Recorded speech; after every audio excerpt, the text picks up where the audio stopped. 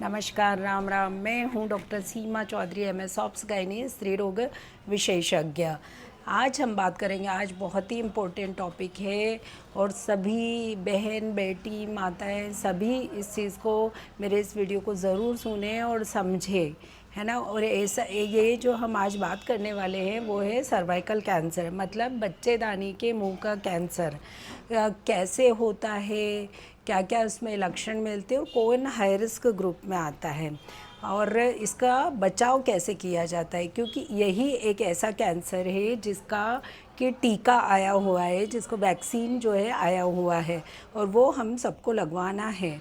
तो अभी मैं बताती हूँ कि क्या होता है। देखो, सर्वाइकल कैंसर जो होता है कि बच्चेदानी ये होती है, बच्चेदानी, ये बच्चेदानी का जो निचला हिस्सा है इसे बच्चेदानी का मुंह बोलते हैं और इसका जो कैंसर होता है उसको सर्वाइकल कैंसर कहते हैं।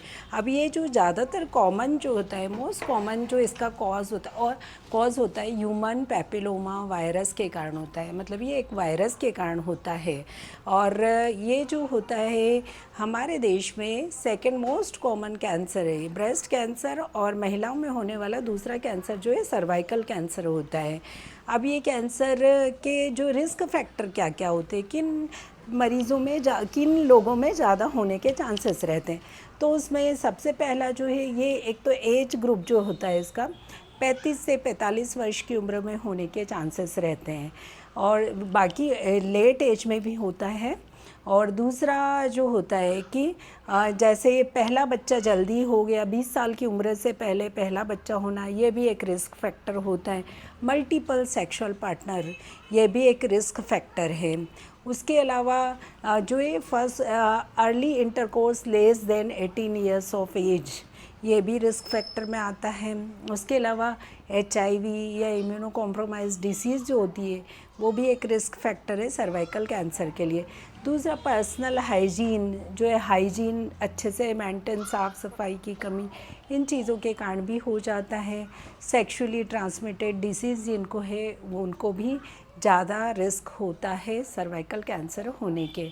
उसके अलावा जैसे हर्पिस सिम्प्लेक्स वायरस, जो सिम्प्लेक्स 2 वाला जो इन्फेक्शन हो जाता है उसमें ज़्यादा चांसेस रहते हैं। जो हर्पिस सिम्प्लेक्स वायरस 2 से एक्सपोज होते हैं उसमें भी ये कैंसर होने के चांसेस बढ़ते हैं। उसके अलावा जो स्मोकिंग करते हैं, स्मोकिंग से हो सकता है। जो ड्रग्स लेते हैं उनमें भी सर्विक्स के कैंसर होने के चांसेस ज़्यादा होते हैं। कुछ हार्मोन्स जो होते हैं वो उससे एक्सपोज होने पर भी जो है सर्विक्स का कैंसर हो सकता है। अब ये तो कारण हो, इसमें मेन जो मुख्य कारण जो है ह्यूमन पैपिलोमा वायरस है, उसके कारण ऑलमोस्ट 99%, 90 से लेकर 99% जो केसेस होते हैं वो ह्यूमन पैपिलोमा वायरस के कारण होते हैं। और इसीलिए ये टॉपिक बहुत इम्पोर्टेंट है क्योंकि इसमें बचाव के चांसेस हैं पूरे, और इसलिए इसको समझना बहुत ज़रूरी है।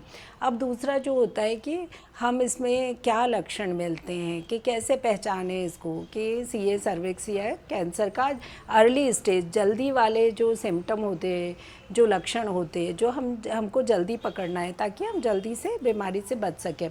तो उसमें जो पहला जो है पोस्ट कोइटल ब्लीडिंग, ये बहुत इम्पोर्टेंट जो है लक्षण है।